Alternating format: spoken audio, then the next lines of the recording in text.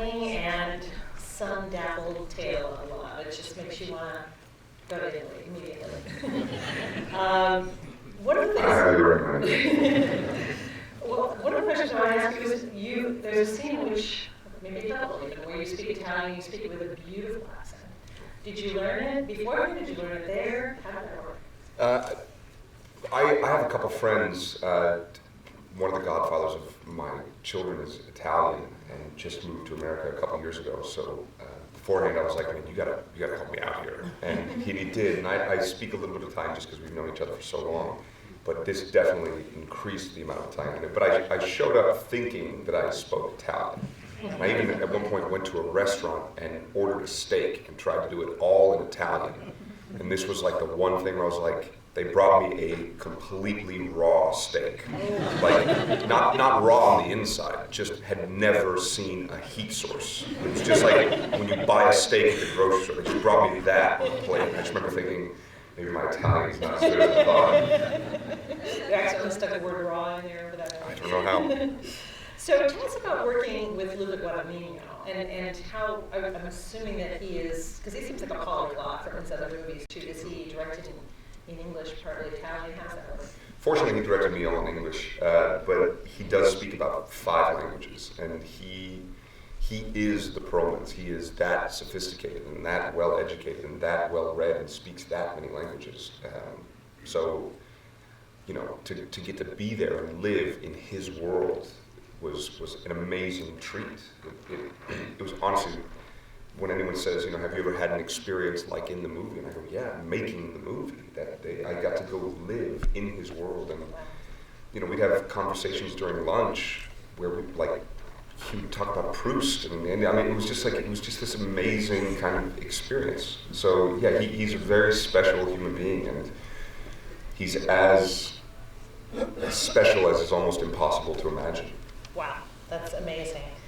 One of the things I really loved about this was, well, first of all, you captured 1983 and yet it feels timeless at the same time. And you dance in a way that looks like 1983. Tell us about that. How do you do this? You were born in 86. Yeah. Yeah. Okay. We had a choreographer come out, and it was hilarious. She showed up with like the scrunchy socks and like the leotard with like the leggings and the whole thing. She's like, "Great, I'm going to show you the dance now." And she kind of had this whole 1983 dance choreographed out. And I remember watching it, and I just thought, "Yeah, that's impressive. I'm not going to do any of that." And it's sort of like. Was that thing of like not everybody in the 1970s danced like John Travolta in Saturday Night Fever. Right.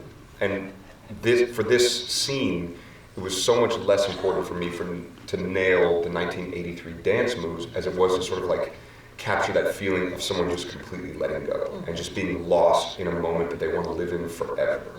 Mm-hmm. It was incredibly painful. It was totally silent. It was so awkward, but I wasn't so concerned with getting the moves right as much as just getting that feeling kind of right. Yeah.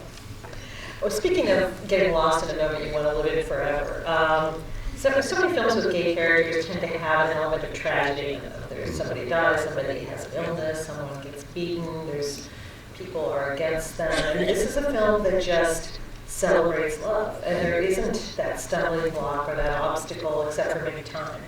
Right. Was that one of the things that appealed to you about the film when you read the screenplay?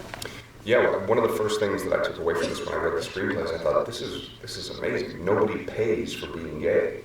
Nobody gets sick, nobody gets beat up by rednecks, nobody's parents judge them. I mean, there's an allusion to how all of us parents would have reacted had they found out at the end of the phone call, but for the most part, this is a celebration of human emotion and love and what it feels like to be totally infatuated with somebody and to bare your soul to them and say, this is who I am, this is what I want, and what I want is you. And to have that reciprocated in a beautiful way, it's one of the beautiful human elements of this film is that anyone can really relate to it, regardless of, you know, identification or orientation or anything like that. Everybody remembers what those feelings were like the first time, which is why it's a really humanizing thing to see in a film like this that love is love is love is love, and love is something that should be celebrated, and the world loves lovers. Exactly.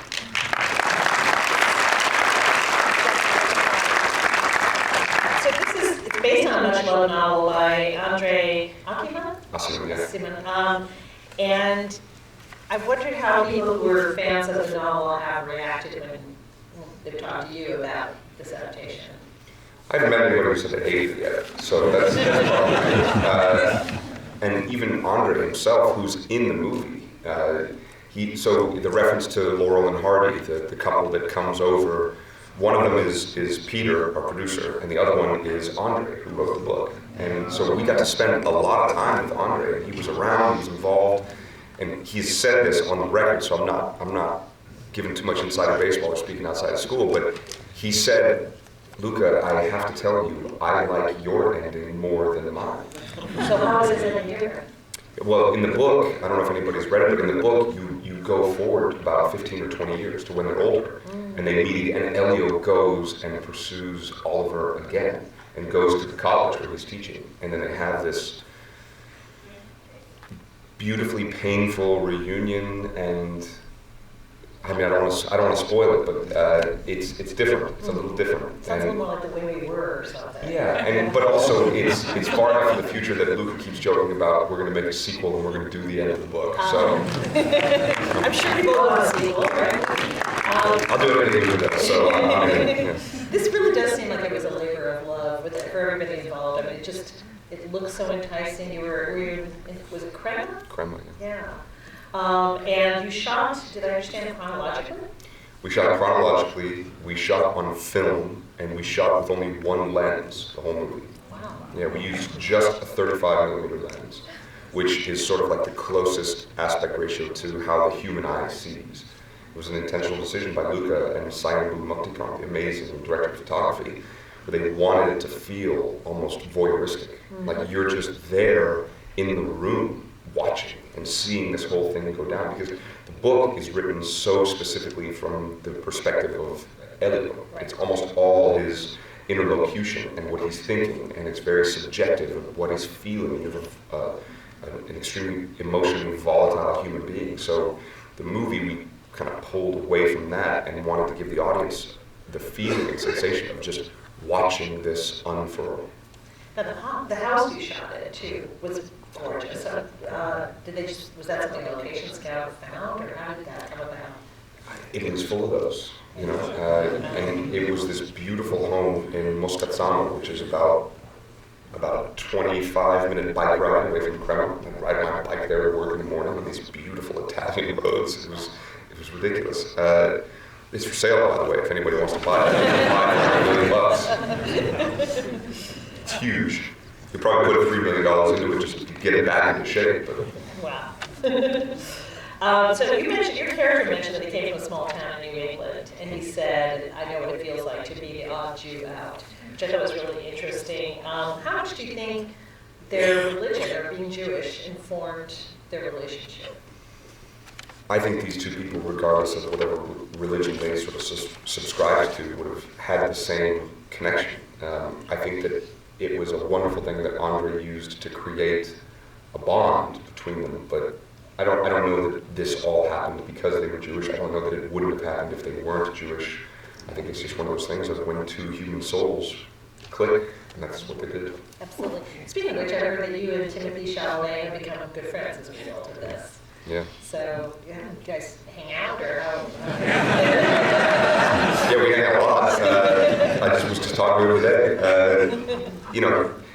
This was, apart from one of the best growing experiences as a person and as an artist, this was an amazing opportunity because I did get to meet Timmy, and we really hit it off, and we really became close, and he's like a part of the family now.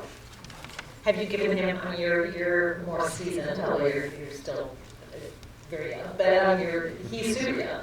So have you given him advice kind of how to weather first, this crazy award season and just in general, all this attention that he's getting, not just for this, but also for Lady Bird and some of the. He's so good. I'm asking him for advice. No, I basically told him, I was like, this whole circuit that we're on, this, as George C. Scott so eloquently put it, this goddamn meat parade that we're on, it's going to end one day. And then you're going to go back to your regular life and just, know that that's going to happen and that you got to be a part of this thing that was sort of zeitgeisty in there and all that. But, life is going to continue outside of Complex. It's funny, I mentioned to you that I'm the president of Film Critics, and we voted for your film as Best Picture of the Year. And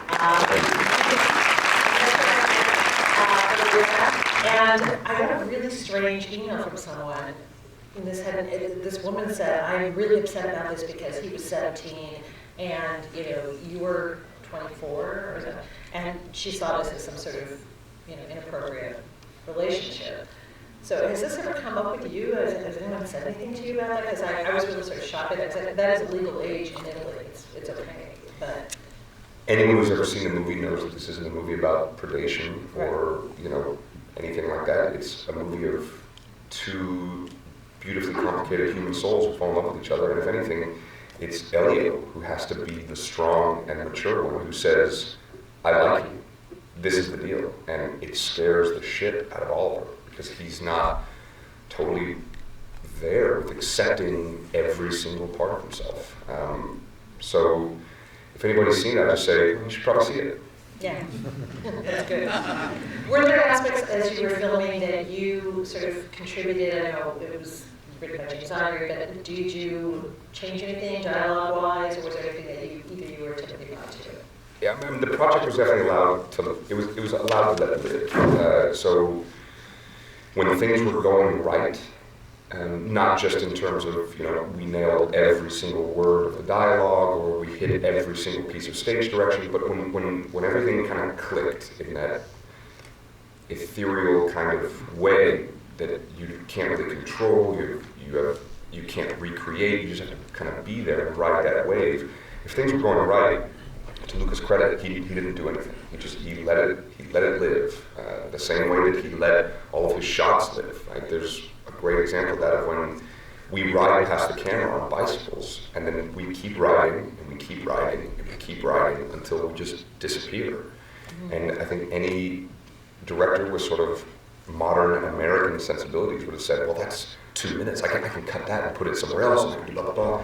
But Luca just had that patience to let things live.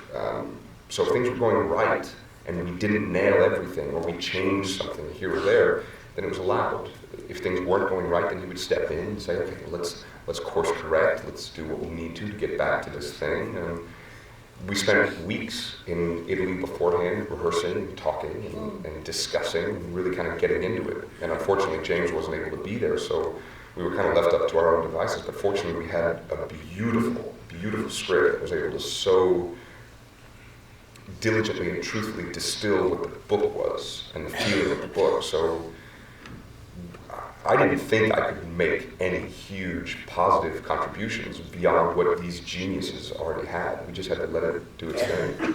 Well, you were so wonderful in this role. You were just so, it's a fantastic performance.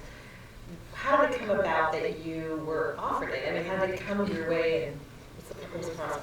I met with Luca about 7 years ago in LA. He was in LA, he said, "I want to meet you." I said, "Great, I'd love to sit down." And we sat down at his place and we talked about life, we talked about art, we talked about books, we talked about movies, we talked about nothing. Sometimes we just sat there in silence and drank coffee. And it was one of those meetings where, as an actor, you walk out of it and you go, "Yeah, I fucking nailed that meeting." And then I didn't hear from him for 6.5 years. And then my agent called me one day and said, "Luca Guadagnino just sent us a script. He said he wants you to play one of the parts." I was like, "I'm in." And my agent was like, "Well, you should read it first." And then I read it and I thought, that guy just fucked a peach. Yeah, okay, I'm still in. Can you look at peaches the same way? Better way. Okay, on that note, we're going to say thank you, and thank you so much for talking to us. Of course, thank you.